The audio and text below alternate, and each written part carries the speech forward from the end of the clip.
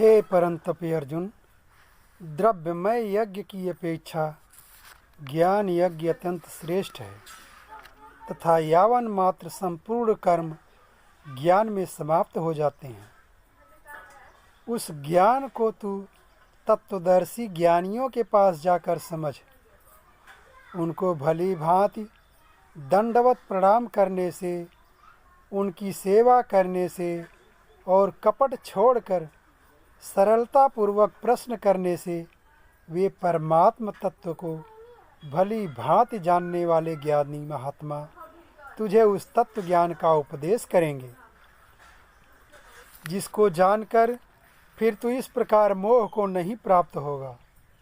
तथा हे अर्जुन, जिस ज्ञान के द्वारा तू संपूर्ण भूतों को निःशेष भाव से पहले अपने में और पीछे मुझ सच्चिदानंद घन परमात्मा में देखेगा, यदि तू अन्य सब पापियों से भी अधिक पाप करने वाला है तो भी तू ज्ञान रूप नौका द्वारा निस्संदेह संपूर्ण पाप समुद्र से भली भांति तर जाएगा। क्योंकि हे अर्जुन, जैसे प्रज्वलित अग्नि ईंधनों को भस्ममय कर देता है, वैसे ही ज्ञान रूप अग्नि संपूर्ण कर्मों को भस्ममय कर देता है। इस संसार में ज्ञान के समान पवित्र करने वाला निसंदेह कुछ भी नहीं है।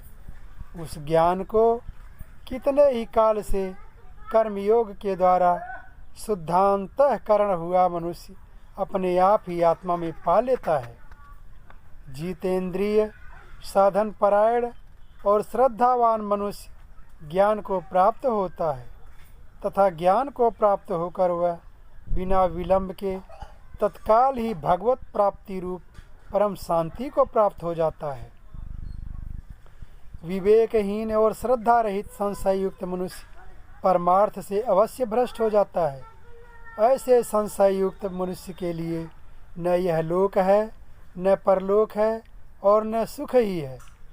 हे धनंजय, जिसने कर्मयोग की विधि से समस्त कर्मों को परमात्मा में अर्पण कर दिया है और जिसने विवेक द्वारा समस्त संशयों का नाश कर दिया है, ऐसे वश में किए हुए अंतःकरण वाले पुरुष को कर्म नहीं बांधते।